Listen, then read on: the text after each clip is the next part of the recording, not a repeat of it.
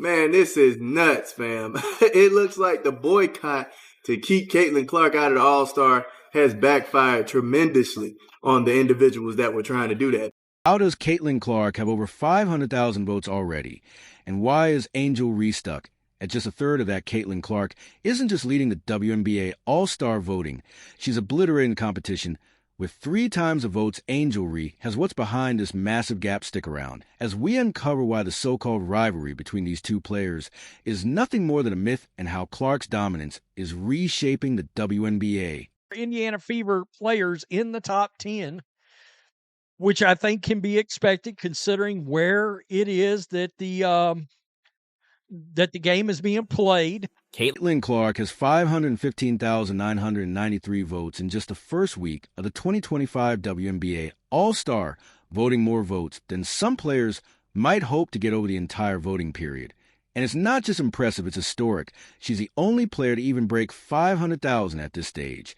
And what's crazier is how far ahead she is of the rest. Angel Reese, for example, is sitting at about a third of Clark's total. That's right, one of the most widely hyped players in women's basketball today is barely making a dent compared to Clark's lead. Ended up stating Caitlin Clark is number 1 in All-Star fan voting in the first returns the league just announced. Clark has 515,993 votes, while Minnesota's Nafisa Collier is second and Indiana's Aaliyah Boston is third. It isn't just a strong start for Clark, it's proof of just how massive her fan base has become.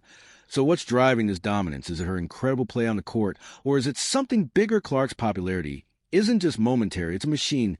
Let's start with the obvious. Her play style is electric. We're talking about a guard who can score from practically anywhere on the floor, tear apart opposing defenses with her vision, and sink shots from the WNBA's deep 3 range on a nightly basis. 515,993 votes over the first week of fan voting. She's the only player to eclipse 500,000.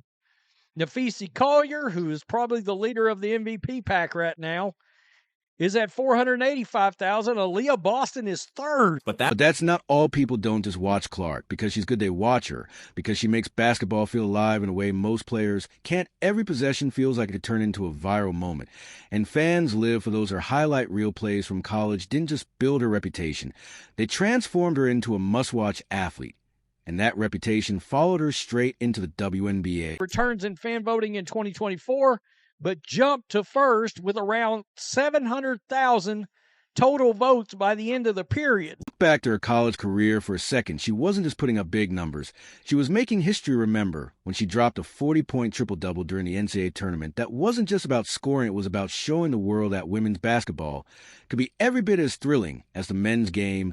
And the world noticed that tournament game broke records with its viewership and sent Clark's name into households that had never even thought about tuning into a women's basketball game before. Going to see 1 million votes this time? Because I saw somebody earlier that said so far voting is actually way up versus exactly where we was at this time last year. When you create moments like that, moments that capture fans, media, and even casual observers, you don't just play basketball.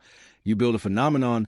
But Clark's dominance isn't just about what she's doing on the court. It's about how she's positioned herself as more than just an athlete. She's become the face of this new wave of women's basketball. Her games in college consistently broke attendance and TV ratings records now in the WNBA. She's doing more of the same, drawing not just hardcore fans, but a whole new audience of casual viewers. The 6th best player, but is the most popular player in the WNBA this year. And you've got the best player in Nafisa Collier. So, I think it's a given that they're going to be the 2 teams. And I would assume Fee's going to pick a lot of her players. That attention translates directly into the kind of loyalty that gets 515,993 votes in the first round of All-Star voting. And it's not just her talent drawing people. And it's her whole ethos. Fans see Clark as nothing less than a transformative figure for the sport, someone who makes each game feel like it's part of something larger. But let's not forget the elephant in the room. Angel Reese is also a big name and a huge media presence. So why is Clark so far ahead? Shock is that Angel Reese is 13th. That's my biggest shock because she was 4th or 5th last year. She was 4th or 5th. My biggest shock is that she's 13th. And unpopular opinion, she hasn't been that much worse this year than she was between pre-All-Star break. Add deals the social media buzz and the recognition after LSU's national championship win. Yet the gap in votes is undeniable. Here's the thing. While Reese's popularity comes with certain hype, many argue that Clark brings something Reese doesn't: consistent jaw-dropping performances that leave no doubt about who she is as a player. And when it comes to fan bases, consistency and trust matter. Are going to get in on, like, based on that is, I think it'll probably be, I think Caitlin will, obviously. Caitlin will get in. And I think it's to pick the starters, I think. So I think it'll be Caitlin, it'll be Fee, it'll be Aaliyah, it'll be Aja, it'll be Stewie, it'll be Paige. What they're going to get from Clark every single time she steps onto the court, and that trust that converts into direct support votes, views, and jerseys flying off shelves. Caitlin Clark isn't just an all-star. She's reshaping the way fans engage with the league. It's not just her scoring totals or assist numbers that have people talking. It's the cultural impact she's having on women's basketball as a whole. As you can imagine, Caitlin Clark is leading the All-Star vote. By the way, it looks like a massive turnout on the voting thus far versus last year. People don't just watch to see Clark play, they watch to see what she's going to push the game into next.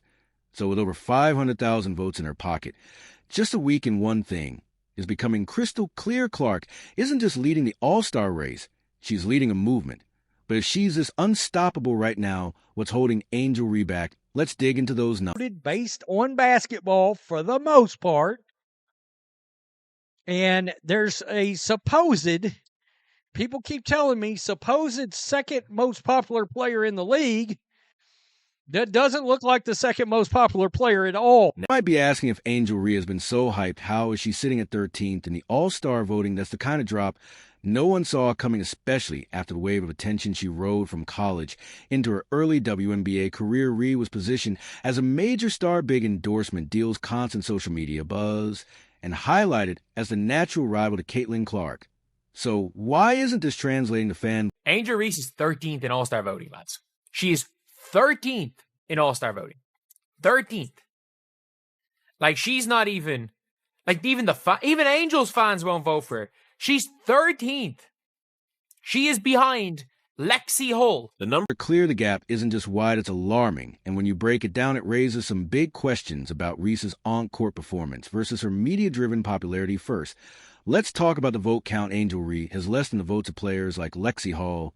Yes, a name that barely comes up in major discussions about the league. Reese's current standing is a sharp contrast to her public image. That is playing better than Angel Reese, Kiki Arifin. Well, basketball fans are showing up, and they have got her voted ahead of Angel right now. Angel is not in the top 10. That someone with national commercials and constant coverage is struggling this much in the fan support department. One word: performance. While Reese undeniably had a breakout moment in LSU's championship run, success in college doesn't always equal dominance in the pros. She's currently averaging 11 points per game with a shooting percentage below 35%. And while the Chicago Sky 3-8 record can all be pinned on her, it's clear that things aren't clicking the way fans hope they will. Fans is freaking out. The WNBA Open All-Star voting, and I'm voting for Angel Reese to be an All-Star. It's been open for like a week. There it goes, voting until June 28th, 11 a.m. It opened on the 12th. Fans always notice when a hype doesn't match the impact. This disconnect between media portrayal and actual performance has led to lots of criticism, even from her own fan base. Some analysts have gone as far as to say Reese has taken her eye off the ball, which is hard to ignore when you look at comment from fans on WNBA forums and social media. Not buy merchandise.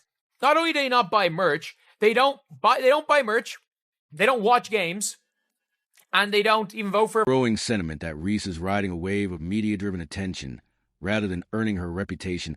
On court, it's a harsh label, but when you're ranked 13th in All-Star votes despite one of the loudest presences in a league, it forces a reevaluation of what truly drives popularity in this sport.